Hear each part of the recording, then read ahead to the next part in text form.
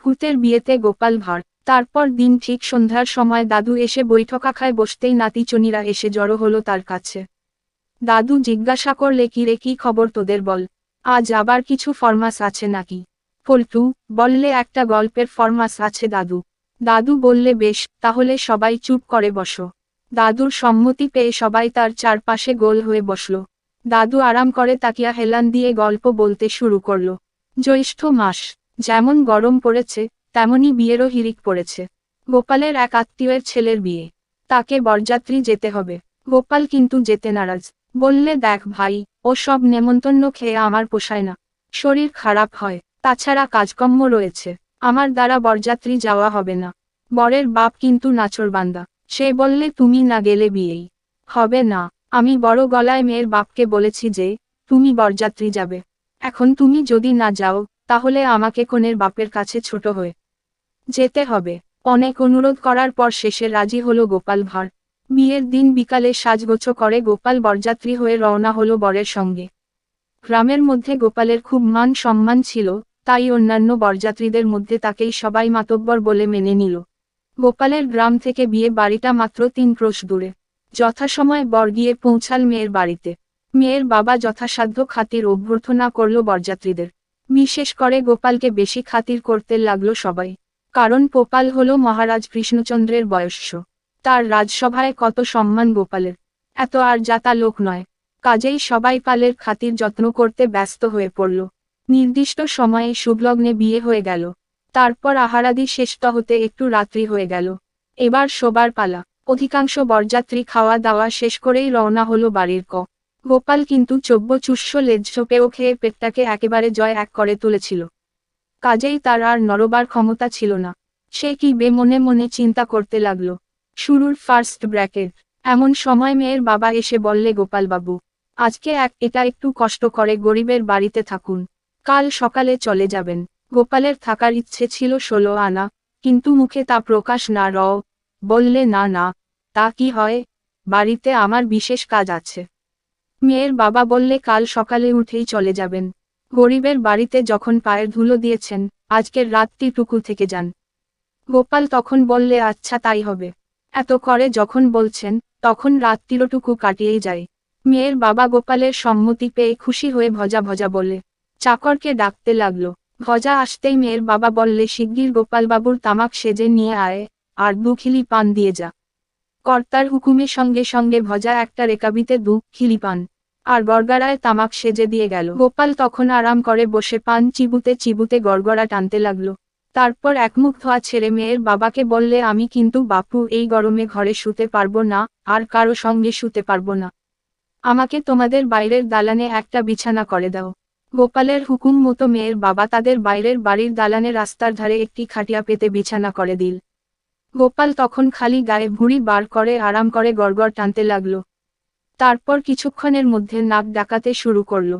এদিকে হয়েছে কি, গোপাল যেখানে ঘুমুচ্ছিল সেখান থেকে 3 ক্রোশ দূরে মাঠের ধারে একটা ভাঙা পোড়ো বাড়িতে ভূতের বিয়ে হচ্ছে।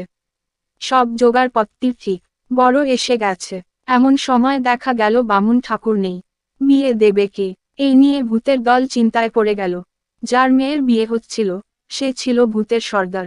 সব শুনে সে রেগে গিয়ে সব ভূতেদের ডেকে বললে, যেখান থেকে পারিস একটা বামুন ধরে নিয়ে আয়। একটা ভূত ভয়ে ভয়ে বললে, সর্দার, দিনের বেলাতেই এদিকে কেউ আসে না, আমাদের ভয়ে এত রাত্রে কে আসবে বিয়ে দিতে। সর্দার বললে, যত টাকা চায় আমি দক্ষিণা দেব, তোরা খোঁজ করে দেখ। আর একটা ভূত বললে, যত টাকাই দক্ষিণা দাও সর্দার, প্রাণের ভয়ে কেউ এদিকে আসবে না। এমন সময় লিকলিকে লম্বা হাত পা নাড়তে নাড়তে সেখানে এলো একটা পেতনি।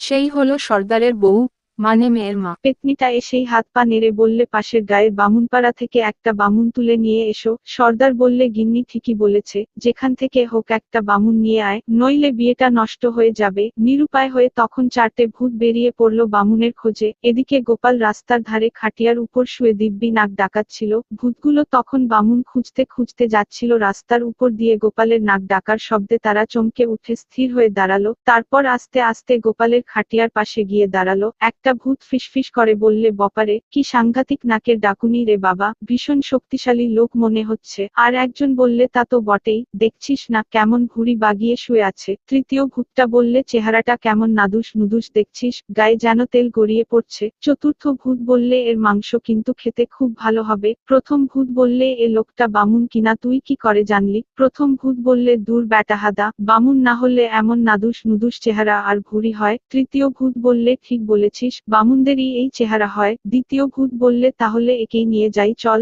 সবাই রাজি হয়ে গেল। তখন প্রথম ভূতটা বললে, জেগে উঠলে চেঁচামেচি শুরু করে দেবে, তার চেয়ে খাটিয়া শুদ্ধ কাঁধে করে নিয়ে যাই চল। সকলে বললে, খুব ভালো কথা, খাটিয়া শুদ্ধই নিয়ে যাব। এই বলে চারজনে খাটিয়া শুদ্ধ গোপালকে কাঁধে করে হাওয়ার বেগে এসে হাজির হলো তাদের বিয়ে বাড়িতে।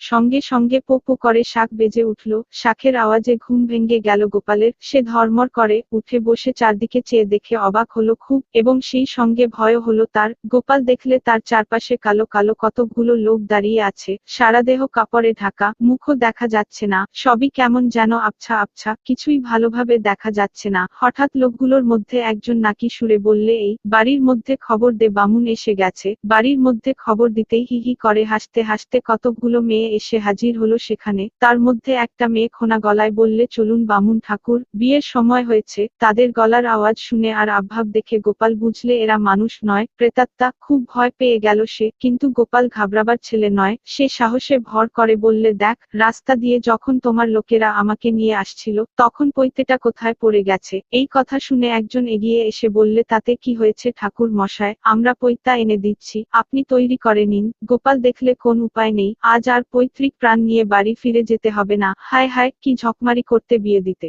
এসেছিলুম রে বাবা, যদি প্রাণ নিয়ে ফিরতে পারি, আর কখনো বিয়ে দিতে আসছি না। গোপালকে ইতস্তত করতে দেখে সর্দার ভূতটা হেরে গলায় বললে, কি ভাবছেন ঠাকুর মশাই, আমরা আপনার উচিত মতো দক্ষিণা দেব।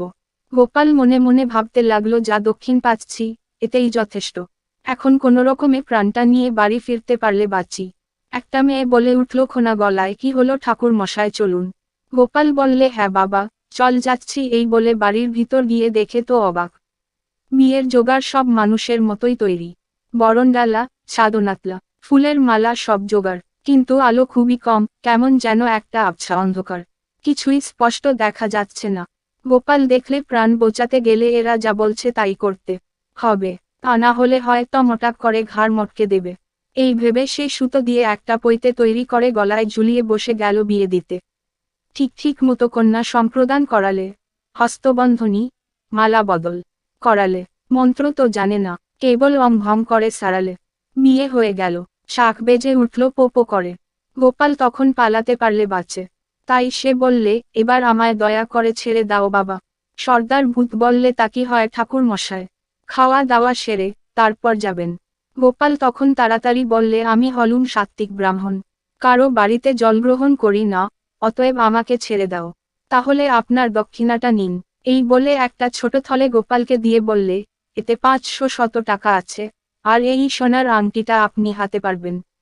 আমাদের কথা তাহলে মনে থাকবে। গোপাল মনে মনে ভাবলে, খুব মনে থাকবে বাবা, হাড়ে হাড়ে মনে থাকবে, একবার পালাতে পারলে বাঁচি। তারপর প্রকাশ্যে বললে, আচ্ছা বাবা, সব তাহলে আমি চলি। সর্দার ভূত বললে, কি করে যাবেন ঠাকুর মশাই? গোপাল ভয় পেয়ে বললে, কেন?